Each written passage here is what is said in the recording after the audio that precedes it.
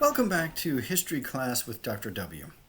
We are continuing our discussion now of the state of the world around the time of the first explorations into the New World, 1492 and beyond. And in fact, we're now moving beyond that period as we're going to talk about some of the other groups in addition to the Spanish, which we talked about in the previous few lectures. And in this one, we're going to talk about French and Dutch settlement. Now, collectively, all of these discussions are going to give us a foundation for comparison with the English settlement, which is really where we want to focus our thinking about early American history. But all of these different nationalities are involved in this era.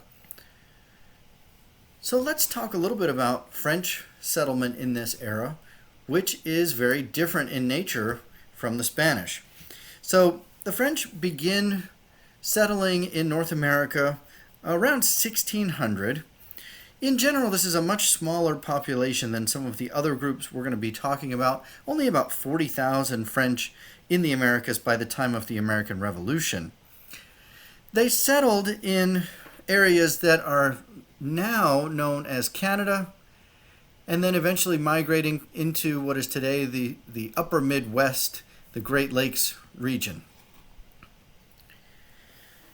They located for themselves a very different sort of wealth than the Spanish. They were not interested and not successful in finding things like gold or silver, and so their source of wealth became furs. Now, the fact that they are going to be trading for furs with the Native Americans leads to a very different kind of relationship between the small numbers of French settlers and the Native Americans themselves. The French are not interested in killing off the Native Americans. They're not interested in taking their land. In fact, what they want to do is make sure that the Indians are well supplied and able to hunt, which will then provide them with the furs that they are trading for. As such, they generally maintained very good relationships with the Native Americans. There is extensive trade between the French and the Indians, including trading guns and weapons, which was something that the Spanish absolutely forbid and would not do. Similarly, there is extensive cultural exchange between the French and the Indians.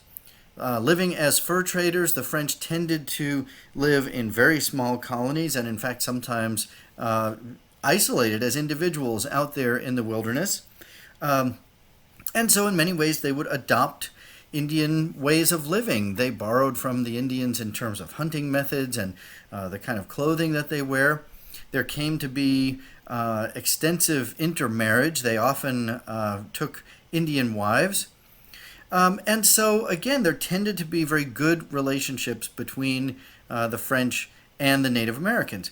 As a final note to this, the French had to recognize that they were grossly outnumbered out there in the wilderness by Native Americans, and so it would be foolish for them to try to engage in warfare, although that line of thinking didn't always prevent European settlers from not attacking Native Americans.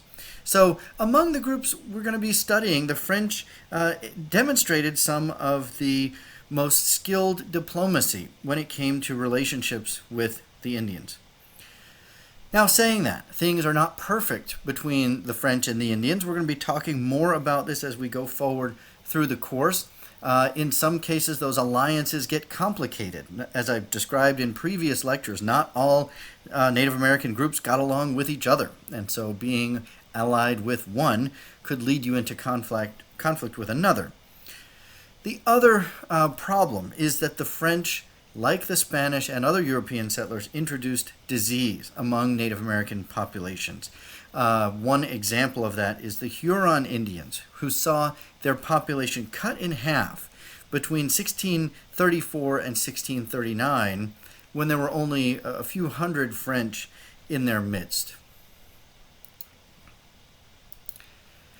Now, the other group that I want to introduce in this chapter is the Dutch. And again, they have a different sort of relationship with the Native Americans and a different sort of economy.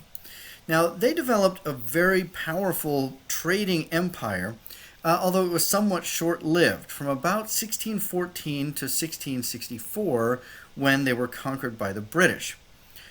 During that time, a relatively small number, only about 6,000 Dutch, came to North America, a small colony that by the time of the first census in 1790 had grown to about 100,000, nearly all of it within 50 miles of New York City, which was known as New Amsterdam at that time. But New Amsterdam and this relatively small settlement in North America was only one part of an extensive commercial empire that included parts of India, Asia, South America, and the Caribbean as well. Now, the Dutch were very industrious. As one historian has put it, to the Dutch, trade was everything.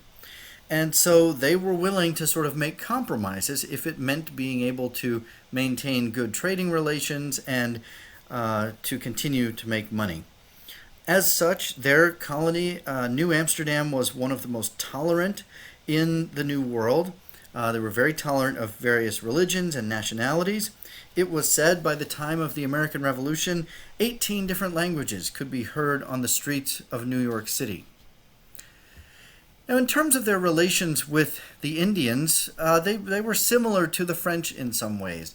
Like the French, their relationship with the Indians relied on maintaining good trade, and so there was really no incentive for them to try to kill off the Indians or take their land. And so they wanted to maintain good relations and trade with them. This also led the Dutch, rather than trying to enslave Indians as a labor source, to turn to a different source of labor relatively early, and that was African slaves. So it's actually the Dutch who introduced African slaves to the North American colonies when they brought 20 African slaves to the English outpost of Jamestown in 1619, and imported about 700 African slaves to New Amsterdam by 1664. Now, ultimately, the Dutch were conquered by the English in 1664, and so their colonies are going to move into the possession of the English, and we're going to be talking about all of that much more in future lectures, and we'll certainly come back. We have numerous lectures about slavery itself and the slave trade, so this is just a brief introduction to that, and we will come back to it later. As a final note here, as we begin to transition into a discussion of the English, which will start in the next lecture, I want to point out the importance of rivers and the geography in this era. And again, our study is going to focus on English settlement, but if we think in terms of rivers, and again, travel on waterways was very important in that era, and bear in the back of your mind that all of these groups are thinking about finding a water passage that would connect all the way to the Pacific Ocean. So if we think about things in those terms, the Spanish who settle in the southern parts of North America, but also begin to settle all of this back part in the center and the western parts of North America, they actually control some of the most extensive river systems in North America. The French, who are settling again up here along the Great Lakes, they begin to have much greater access into the middle parts of the continent. And so as we're going to talk about the English, who begin settling in the Chesapeake region and begin settling in the New England region, they're kind of left with the scraps at this point. If we're thinking about water access and eventually making their way across the continent, the English are kind of in a hard way. They are the last to arrive on the scene, and that's one of the things we're going to be talking about in the next lecture.